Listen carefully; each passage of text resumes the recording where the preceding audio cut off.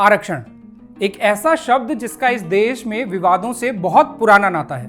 देश जब आजाद हो रहा था और संविधान सभा में इसकी रूपरेखा तय की जा रही थी, तो जिन मुद्दों पर सबसे ज्यादा बहस हुई, आरक्षण उन्हीं में से एक था। 75 साल के स्वतंत्र भारत में आरक्षण कई बार राष्ट्रीय राजनीति की धुरी बना। 90 के दशक में जब मंडल कमीशन की सिफारिशें लागू होने लगी, तब तो आरक्षण के मुद्दे ने पूरे देश में उथल पुथल मचा दी थी। ये वही दौर भी था जब आरक्षण के मुद्दे ने उत्तराखंड पृथक राज्य के आंदोलन में भी अहम भूमिका निभाई। 27% आरक्षण के विरोध में पर्वतीय क्षेत्र की जनता जब सड़कों पर उतर आई, तो उसने पृथक उत्तराखंड राज्य हासिल करके ही दम लिया। अब राज्य निर्माण के 22 साल बाद आरक्षण का मुद्दा एक बार फिर से उत्तराखंड में गरमा रहा है। फर्क सिर्फ इतना है कि इस बार प्रदेश की जनता आरक्षण के विरोध में नहीं, बल्कि इसके पक्ष में एकजुट है। और जनता का एकजुट होना बनता भी है, क्योंकि जिन महिलाओं ने इस प्रदेश के निर्माण में सबसे अहम भूमिका निभाई, उन्हें मिलने वाले 30% क्षैतिज आरक्षण यानी हॉरिजॉन्टल रिजर्वेशन को उत्तराखंड हाईकोर्ट ने निरस्त कर दिया है। इस फैसले के आने से उत्तराखंड में महिला आरक्षण के भविष्य पर प्रश्न चिन्ह लग गया है। साथ ही प्रश्न चिन्ह लग गया है उत्तराखंड की उन तमाम महिला परीक्षार्थियों के भविष्य पर, जिन्होंने हाल ही में उत्तराखंड पीसीएस परीक्षा का प्री एग्जाम क्वालिफाई किया था इसी आरक्षण के चलते। इन सब का भविष्य क्या होगा, ये समझने से पहले एक नजर डालते हैं उत्तराखंड में महिला आरक्षण के इतिहास पर। 18 जुलाई 2001 यानी राज्य निर्माण के लगभग 8 महीने बाद तत्कालीन राज्य सरकार ने एक शासनादेश जारी किया। इसमें तय किया गया कि राज्य सरकार की नौकरियों में 20% आरक्षण महिलाओं को दिया जाएगा। लेकिन इस शासनादेश में एक पेच था। इसमें यह कहीं भी जिक्र नहीं किया गया था कि महिलाओं को मिलने वाला यह आरक्षण सिर्फ उत्तराखंड की महिलाओं को ही मिलेगा।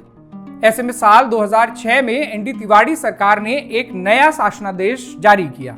इस बार महिलाओं के आरक्षण को 20% से बढ़ाकर 30% किया गया और साथ ही यह भी स्पष्ट किया गया कि यह आरक्षण सिर्फ उत्तराखंड की महिलाओं के लिए ही होगा। इसी शासनादेश के आधार पर पिछले कई सालों से उत्तराखंड की महिलाओं को 30% क्षैतिज आरक्षण दिया जा रहा था।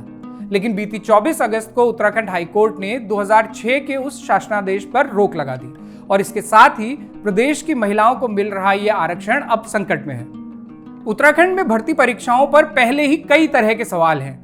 कई साल तक तो यहां परीक्षाएं आयोजित ही नहीं होती और जब होती भी हैं तो अक्सर घोटालों की भेंट चढ़ जाती हैं। इसका सीधा खामियाजा परीक्षार्थियों को भुगतना होता है, विशेष तौर से पहाड़ के उन परीक्षार्थियों को जो बेहद सीमित संसाधनों और कठिन जीवन शैली के बीच सरकारी नौकरी की तैयारी में दिन रात एक किए रहते हैं। ऐसे में उनसे अगर यह आरक्षण भी छिन जाता है तो उनकी क्या स्थिति होगी, खुद एक परीक्षार्थी की जुबानी सुनिए। इससे पहले जो उत्तराखंड पीसीएस का एग्जाम हुआ था वो 2016 में हुआ था और इसके बाद सीधे जो एग्जाम है वो 2021 में हो रहा है। तो विडंबना ये है कि इतने जो ये साल लग जाते हैं, तो ये एक अभ्यर्थी को बहुत ज़्यादा थका देता है। वो मेंटली भी, फाइनेंशियली भी, हर तरीके से अभ्यर्थी को बहुत ज़्यादा परेशान करने वाला होता है। अब अगर ऐसे में आप हमारा 30% का आरक्षण भी छीन लेंगे तो हम लोग कहाँ जाएंगे। अब बात करते हैं उन कानूनी पहलुओं पर जिनके चलते उत्तराखंड हाईकोर्ट ने प्रदेश की महिलाओं को मिल रहे आरक्षण पर रोक लगाई है। दरअसल अभी हाल ही में जब उत्तराखंड पीसीएस प्री परीक्षा का रिजल्ट आया, तो प्रदेश के बाहर की कुछ महिला परीक्षार्थियों ने हाईकोर्ट में एक रिट पिटीशन फाइल की। इन महिलाओं का तर्क था कि सिर्फ उत्तराखंड मूल की महिलाओं को 30% क्षैतिज आरक्षण दिया जाना संविधान के अनुच्छेद 14 और 16 का उल्लंघन है। उनका कहना था कि राज्य सरकार मूल निवास के आधार पर आरक्षण देकर भेदभाव कर रही है और यह संविधान में दिए मौलिक अधिकारों का उल्लंघन है। उत्तराखंड हाईकोर्ट ने इन महिलाओं के तर्क को सही माना। कोर्ट ने माना कि प्रदेश सरकार महिलाओं को तो आरक्षण दे सकती है, लेकिन सिर्फ उत्तराखंड मूल की महिलाओं को आरक्षण देना संविधान के अनुच्छेद 16(2) का उल्लंघन है। लिहाजा कोर्ट ने साल 2006 के उस शासनादेश पर रोक लगा दी, जिसके तहत उत्तराखंड की महिलाओं को यह आरक्षण दिया जा रहा था और प्रदेश की नौकरियों में 30% का आरक्षण देश भर की महिलाओं के लिए खोल दिया। तो फिलहाल स्थिति यह है कि उत्तराखंड की महिलाओं को मिल रहा 30% क्षैतिज आरक्षण रद्द हो चुका है। राज्य सरकार का कहना है कि वो हाईकोर्ट के इस फैसले के खिलाफ सुप्रीम कोर्ट जाने की तैयारी कर रही है, लेकिन कानून के जानकार मानते हैं कि सुप्रीम कोर्ट में भी इस आरक्षण को मौजूदा स्थिति में बचा पाना आसान नहीं होगा, क्योंकि ठीक ऐसा ही आरक्षण जब उत्तर प्रदेश सरकार ने दिया था तो विपिन कुमार मौर्य बनाम राज्य के मामले में इलाहाबाद हाईकोर्ट ने उसे रद्द कर दिया था। और साल 2002 में सुप्रीम कोर्ट भी कैलाश चंद्र शर्मा बनाम राजस्थान राज्य मामले में एक फैसला देते हुए इसी तरह के आरक्षण को असंवैधानिक करार दे चुका है। अब ऐसे में सवाल उठता है कि फिर राज्य सरकार को ऐसा क्या करना चाहिए कि वो उत्तराखंड की महिलाओं को मिल रहे इस आरक्षण को बरकरार रख सके। संविधान में पीएचडी कर चुके डॉक्टर एनके पंत इस सवाल के जवाब में बताते हैं कि राज्य सरकार अगर सुप्रीम कोर्ट में यह तर्क रखे कि पर्वतीय क्षेत्र होने के चलते यहां के लोगों को कुछ विशेष अधिकार दिए जाएं, तो पूरी संभावना है कि इस आरक्षण को बरकरार रखा जा सके। पर्वतीय क्षेत्र जो है पिछड़े वर्ग में, अन्य पिछड़े वर्ग में सम्मिलित है, इसलिए इसको यह आरक्षण दिया जाना चाहिए। ये प्ली अगर ये ऑनरेबल सुप्रीम कोर्ट में करेंगे तो हम जो है 16(3) से कवर हो जाएंगे, 16(4) से कवर हो जाएंगे। और अन्य पिछड़े वर्ग में अगर हमको कानून बनाने की मतलब ये जो है कानून बन जाए इस पर, तो हम लोग सेव हो जाएंगे। तो अच्छा होगा कि ऑनरेबल सुप्रीम कोर्ट में हमारी बात को रखी जानी चाहिए।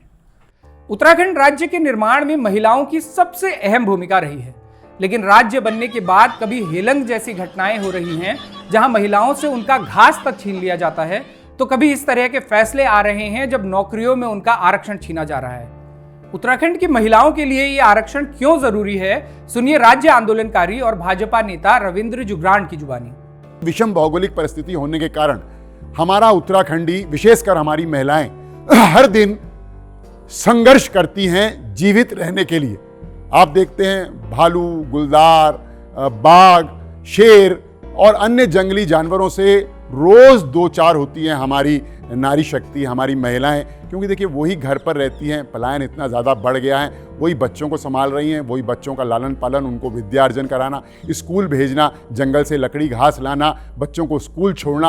और रोज 4 महीने तो बरसात के रहते ही हैं, लेकिन उसके बाद भी कभी जो है आपदाएं आती हैं, तो ये महिलाएं ही जो गदेरे हैं, जो नाले हैं बड़े, जो पतनाले हैं, जो खाले हैं, जो नदियां उफान पे आ जाती हैं, जान हथेली पे लेके कहीं कहीं पर बिना पुल के, कहीं कहीं पे झूला पुल पे, और कहीं कहीं तो अपना पूरा रिस्क लेके क्रॉस करती हैं, पढ़ने के लिए जाती हैं, जंगलों में जाती हैं, अन्य काम करती हैं। तो सारी परिस्थितियां ऐसा है, हमको ऐसा महसूस होता है कि कॉन्स्टिट्यूशनल प्रोविजन भी और स्टेट की जो परिस्थितियां हैं वो भी हमारे अनुकूल हैं कि हम ये क्लेम करें या हम डिमांड करें कि हमारा ये बरकरार रखना चाहिए। 30% का यह क्षैतिज आरक्षण रद्द भले ही हाईकोर्ट ने किया है, लेकिन राज्य की सभी सरकारें इसके लिए सीधे तौर से जिम्मेदार ठहराई जा सकती हैं। राज्य सरकारों की पहली जिम्मेदारी तो यही बनती थी कि वे एक ठोस कानून बनाकर उत्तराखंड की महिलाओं के लिए आरक्षण सुनिश्चित करती, लेकिन प्रदेश की किसी भी सरकार ने इस दिशा में काम नहीं किया।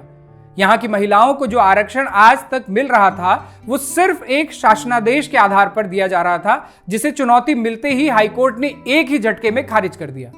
राज्य का दुर्भाग्य देखिए कि इसी हाईकोर्ट ने जब पूर्व मुख्यमंत्रियों को बांटे गए बंगलों का किराया वसूले जाने का आदेश दिया तो प्रदेश सरकार तुरंत उस फैसले के खिलाफ अध्यादेश ले आई थी।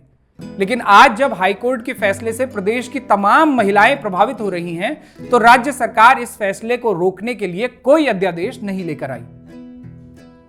देश के तमाम राज्यों ने अपने मूल निवासियों के हितों की रक्षा के लिए कोई ना कोई प्रावधान बनाए हैं। पूर्वोत्तर के राज्य जहां अनुच्छेद 371 के तहत विशेष छूट पाते हैं, तो वहीं तमिलनाडु जैसे राज्य विशेष कानून बनाने के चलते इंदिरा साहनी मामले के उस चर्चित फैसले को भी लांघ जाते हैं, जिसमें 9 जजों की पीठ ने कहा था कि आरक्षण 50% से ज्यादा नहीं हो सकता। तमिलनाडु ने साल 1993 यानी इंदिरा साहनी मामले में फैसला आने के ठीक अगले ही साल आरक्षण को अपने यहां 69% कर दिया था, और वो आज तक बरकरार है। कुछ राज्य ऐसे भी हैं जिन्होंने अपने मूल निवासियों को नौकरी देने के लिए अलग अलग तरीके खोज निकाले हैं। मसलन कहीं स्थानीय भाषा का ज्ञान अनिवार्य कर दिया गया है, कहीं स्थानीय संस्कृति का ज्ञान अनिवार्य है, और कई राज्य तो ऐसे भी हैं जहां कागजों में भले ही सबको आवेदन करने की छूट मिलती हो, लेकिन इंटरव्यू में सिर्फ उन्हीं की नैया पार लगती है जो वहां के मूल निवासी हैं। हालांकि इन तरीकों को न्याय संगत बिल्कुल नहीं कहा जा सकता, लेकिन असल सवाल सरकार की मंशा का है। मंशा हो तो उत्तराखंड में महिलाओं को 30% क्षैतिज आरक्षण दिए जाने की पूरी तरह से संवैधानिक व्यवस्था की जा सकती है। इसमें सबसे मजबूत और स्थायी तरीका तो यही है कि राज्य सरकार बाकायदा एक मजबूत विधेयक लेकर आए, संविधान के अनुच्छेद 16(4) का इस्तेमाल करते हुए उत्तराखंड की महिलाओं के लिए आरक्षण की व्यवस्था करे और इस कानून को केंद्र सरकार की अनुमति दिलवाते हुए राष्ट्रपति से हस्ताक्षरित करवाए, क्योंकि इस तरह का आरक्षण देना केंद्र सरकार के ही जुरिडिक्शन का मामला है। लिहाजा जब तक केंद्र सरकार उत्तराखंड की महिलाओं के लिए ऐसे आरक्षण की व्यवस्था पर मुहर नहीं लगाती, तब तक इस तरह के किसी भी आरक्षण पर संकट मंडराने की गुंजाइशें बनी रहेंगी। लेकिन उत्तराखंड की तमाम जनता ने आखिर डबल इंजन की सरकार इसीलिए तो चुनी थी कि ऐसे किसी भी मौके पर दोनों इंजनों का लाभ प्रदेश की सरकार को मिल सके। आज शायद 30% का आरक्षण हमसे छिन जाए, लेकिन कल को अगर आने वाली पीढ़ियां हमसे सवाल पूछेंगी तो ये बहुत ही दुखद स्थिति होगी। शायद हम उनसे नजरें कभी भी नहीं मिला पाएंगे। ये जब्र भी देखा है, तारीख की नजरों से लम्हों ने खता की थी, सदियों ने सजा पाई। उत्तराखंड में राज्य आंदोलनकारियों को मिलने वाला 10% आरक्षण पहले ही खत्म किया जा चुका है। इस बारे में भी बारामासा जल्द ही एक विस्तृत रिपोर्ट आपके लिए लेकर आएगा। महिला आरक्षण के इस मुद्दे पर हमारी सरकारों की उदासीनता पर आपका क्या सोचना है, हमें कमेंट करके जरूर बताएं और देखते रहें बारामासा।